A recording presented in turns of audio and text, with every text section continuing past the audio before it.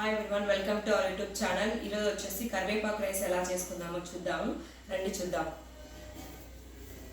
ముందుగా ప్యాన్ పెట్టుకొని ఆయిల్ వేసుకోవాలి. కొద్దిగా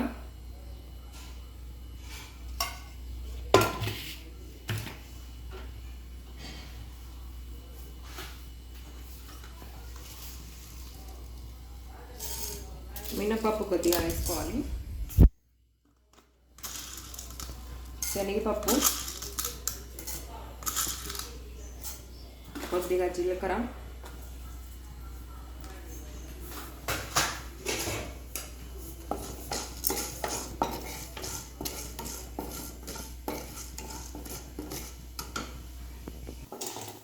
కనపడుతుంది బాగా.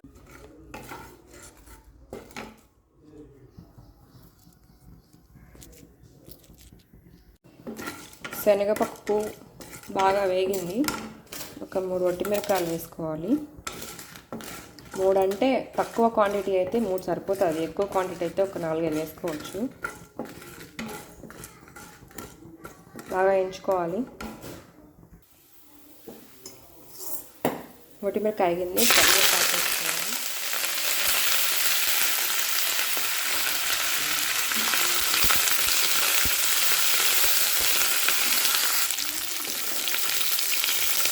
కరివేపాకు శుభ్రంగా కడుక్కొని ఉండాలి. ముందు తడి లేకుండా తీసుకొని బాగా వేసుకోవాలి. పచ్చి వాసన పోతుంది బాగా. కొంతమంది తినలేరు పచ్చి వాసన వస్తే, లేకపోతే కొంతమంది డైరెక్ట్గానే వేసుకుంటారు ఆకుని మిక్సీకి. మా ఇంట్లో పచ్చి వాసన వస్తే తినలేరు.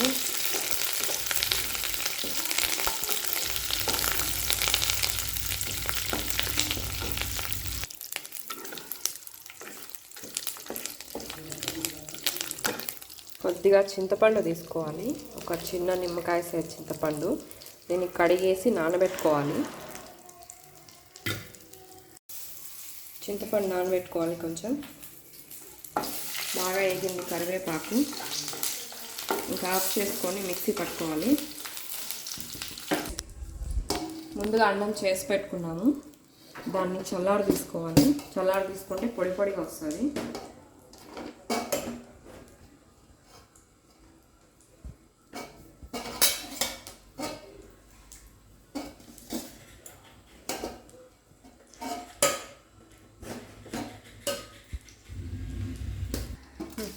అన్నం అంతా విడివిడిగా అయిపోవాలి, ఉంటలుగా లేకుండా. బాగా కలుపుకోవాలి. ముందుగా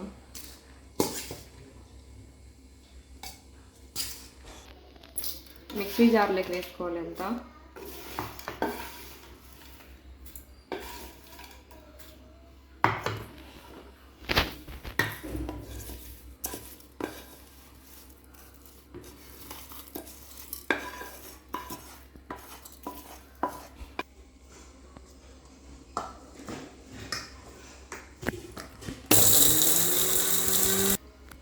నానబెట్టిన చింతపండు వేసుకోవాలి.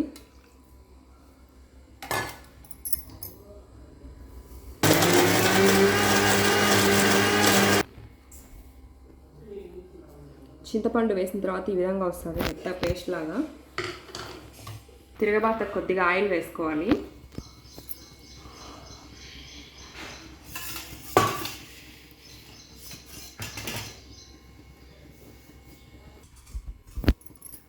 కొద్దిగా నెయ్యి వేసుకుంటే టేస్ట్ బాగా వస్తుంది.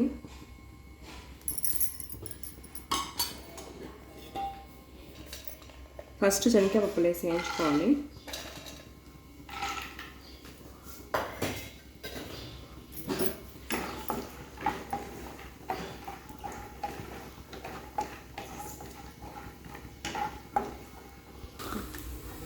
పల్లీలు వేగిన తర్వాత ఆవాలు, ఉద్దిబేడలు, శనగపప్పు, జీలకర్ర, ఒక 2 వట్టిమిరపకాయలు, వెల్లుల్లి వేసి వేపుకోవాలి. కరివేపాకు,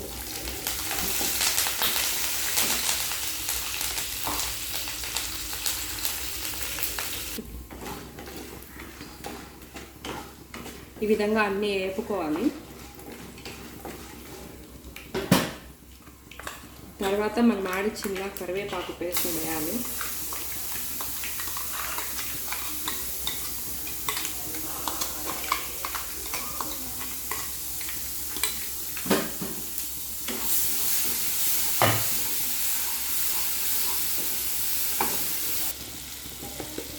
కొద్దిగా పసుపు,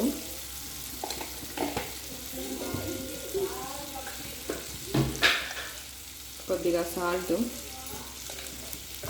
వేసి కలుపుకోవాలి.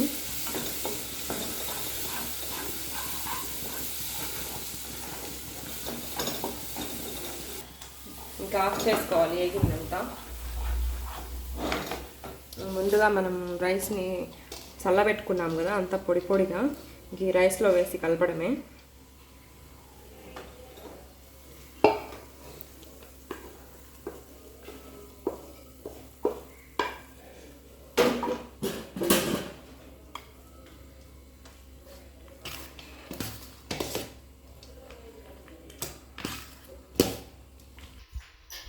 ఫైనల్గా అయిపోయింది కరివేపాకు రైస్.